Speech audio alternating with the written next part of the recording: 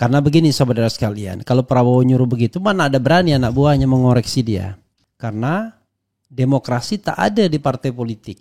Jadi kalau saya benar dukung, kalau tidak mencium tidak benar tinggalkan saya, nggak akan berani. Pertanyaannya dibalik, apakah Prabowo Subianto itu memiliki kemampuan untuk mengontrol anak buahnya tidak menyimpang, tidak memanfaatkan jabatan, tidak memanfaatkan sebagai partai penguasa untuk mengeruk kekayaan di Republik ini. Masa Prabowo nggak ngerti sih? Siapa saja pembesar-pembesar yang main tambang, ya kan? Siapa saja pembesar-pembesar yang garuk duit negara, yang bocorin ini, bocorin itu, yang saudaranya main di badan usaha milik negara dan lain sebagainya dan lain sebagainya. Masa enggak tahu? Tapi kalau kita lihat kondisi Pertamina keuangannya dulu dan sekarang itu jauh lebih baik. Pelayanannya lebih baik. Nah, apakah ada kasus-kasus? Saya rasa sama.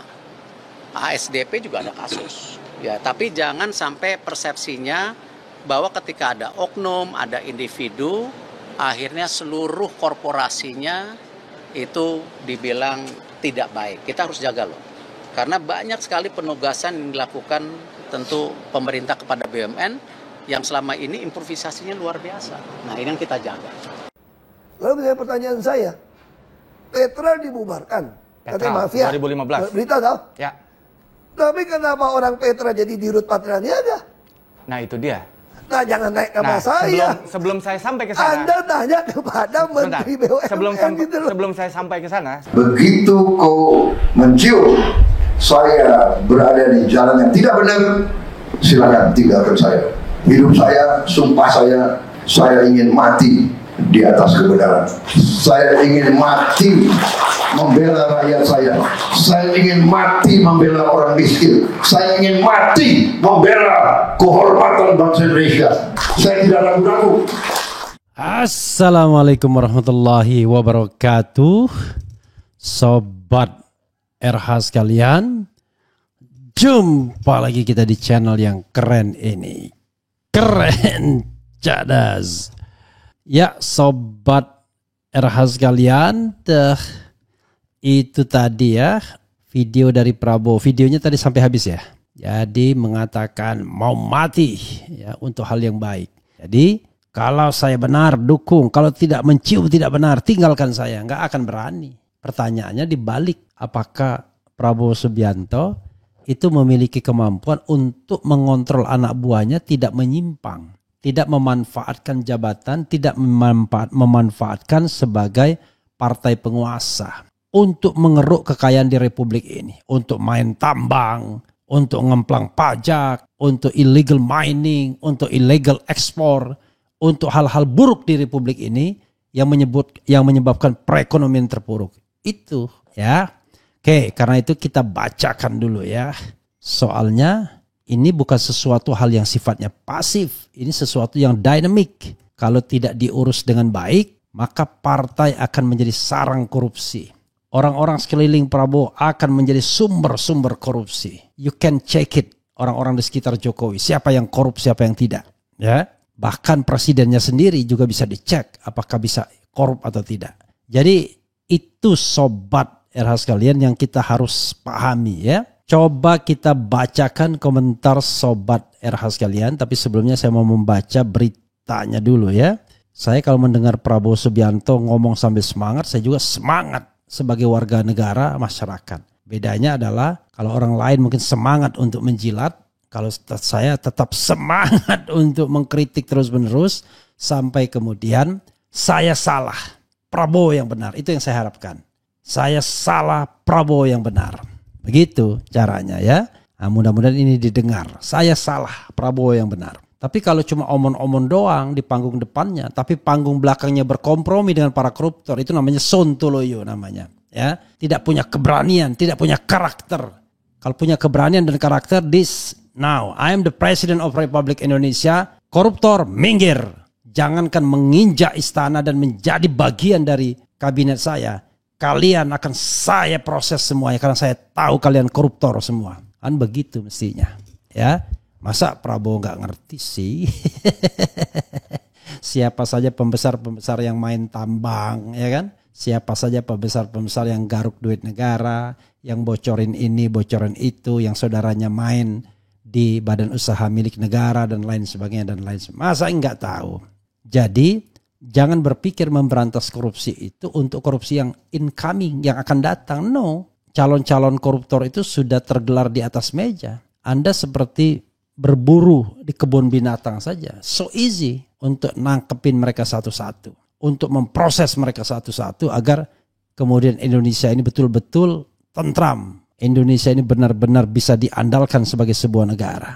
Coba kita bacakan ya apa yang dikatakan Prabowo Subianto. Ya, saya selalu bersemangat kalau Prabowo menyatakan saya akan berantas korupsi, itu saya selalu bersemangat. Oke, Prabowo, saya ingin mati di atas kebenaran, membela rakyat. Kita bacakan dengan semangat ya. Presiden terpilih sekaligus Ketua Umum Partai Gerindra Prabowo Subianto memberikan arahan dan pesan bagi seluruh kader Partai Gerindra yang lolos ke DPR RI periode 2024-2029 di Padepokan Garuda Yaksa Hambalang, Bogor, Jawa Barat. Dalam pidatonya, Prabowo mengingatkan kepada para kader agar senantiasa setia bangsa dan negara Indonesia.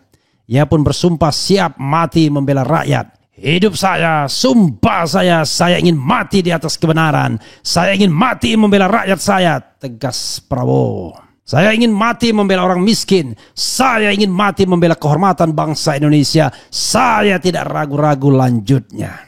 Di pembekalan pendidikan dan pelatihan diklat yang berlangsung selama 2 hari terkhusus untuk para anggota DPR RI terpilih periode 2024-2029 dari Partai Gerindra ini, Prabowo pun mengingatkan kemuliaan berbakti untuk negara dan bangsa. Ingat, berbakti bekerja untuk rakyat kita itu mulia. Kita berada di jalan yang benar. Kita tegak lurus kesetiaan kita kepada rakyat, kepada bangsa kita, pesannya. Tapi begitu ya Sobat Era sekalian. Jadi kalau kita bicara tentang tekad, jangan hanya omon-omon.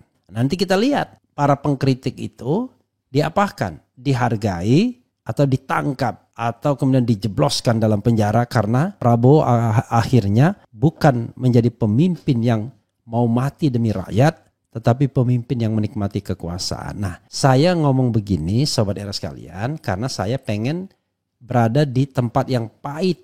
Yang tempat manisnya sudah pasti banyak. Udah pasti banyak orang yang bertepuk tangan mengatakan Prabowo nasionalisme sejati, Prabowo hebat, Prabowo ini itu. Sambil berharap mudah-mudahan saya jadi menteri. Mudah-mudahan saya jadi dirjen. Mudah-mudahan saya jadi sekjen. Mudah-mudahan saya jadi komut atau komisaris BUMN. Mudah-mudahan bisnis saya lancar, mudah-mudahan ini dan itu. Hati-hati Pak Prabowo dengan orang-orang seperti ini.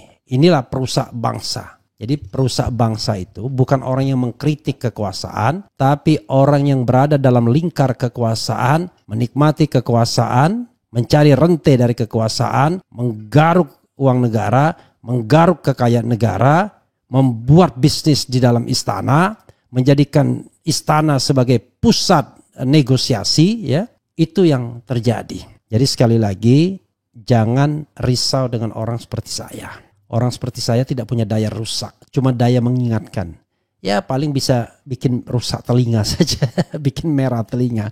Tapi yakinlah ya, tidak ingin jabatan, tidak ingin kenikmatan kekuasaan yang sekarang Pak Prabowo peroleh ya di dalam Pilpres kemarin. Tapi selalu akan harus ada orang yang mengingatkan. Jadi Pak Prabowo, saya hanya ingin mengingatkan, jangan ulangi kesalahan presiden-presiden terdahulu di mana keluarganya terlibat dalam KKN, terlibat dalam kenikmatan kekuasaan, terlibat dalam politik feodal. Bangunlah tidak hanya kesejahteraan rakyat dan pemberantasan kemiskinan serta pemberantasan korupsi, tapi juga demokrasi yang genuine, demokrasi yang partisipatif.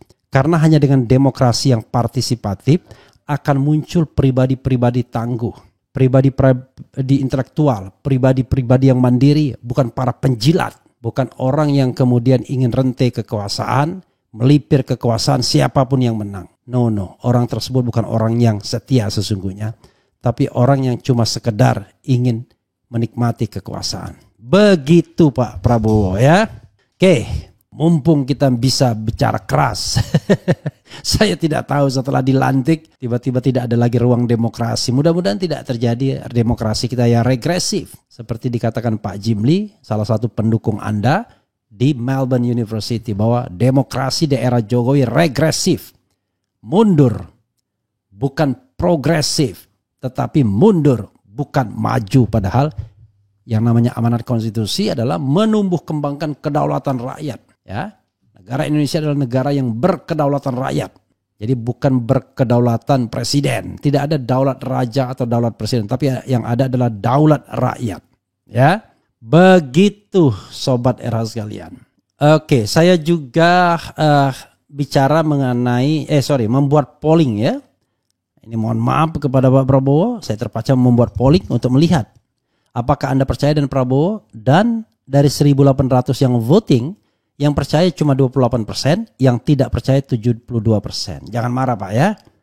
Karena ini bisa dibungkam dengan prestasi Bapak. Akan terbungkam mereka yang tidak percaya itu. Oke. Nah, kalau sudah ngomong begini pusing kepala saya ya. Karena saya punya standar tinggi. Yaitu haram hukumnya mengendorse menjadi bagian dari pemimpin yang memperoleh kekuasaan dengan cara curang. Dan saya meyakini itu, bahwa kecurangan terjadi. Terutama cawe-cawe Mulyono dengan menggerakkan aparat negara dan keuangan negara. Termasuk BUMN di dalamnya. Termasuk menteri-menterinya ikut terlibat. Jadi kalau pakai baseline begitu, pusing awak. From the beginning saya mengatakan haram, tidak percaya. Tapi sudahlah, sebagai umat manusia, sebagai warga negara, walaupun pemilunya comberan, saya mengatakan, walaupun menang dari comberan, tapi mudah-mudahan he becomes an enlightened leader. Dia menjadi pemimpin yang tercerahkan.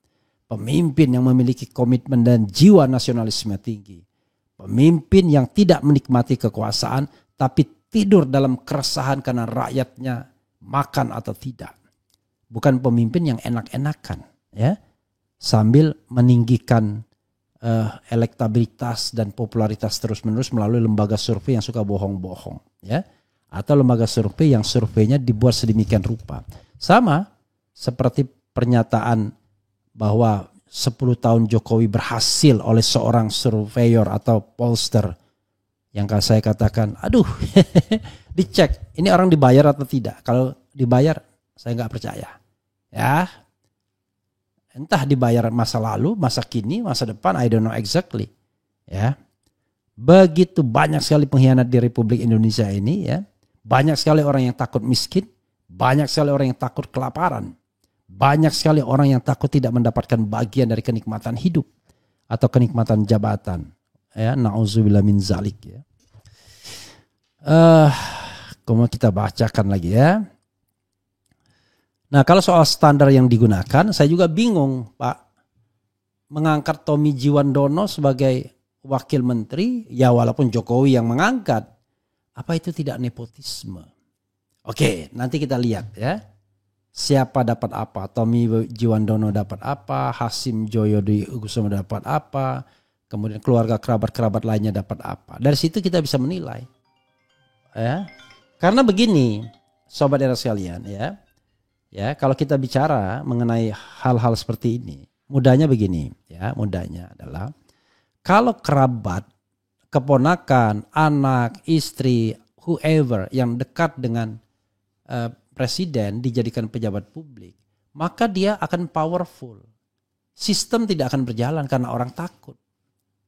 Jangankan dengan anak pejabat yang menjabat, dengan anak pejabat yang tidak menjabat aja orang lebih takut.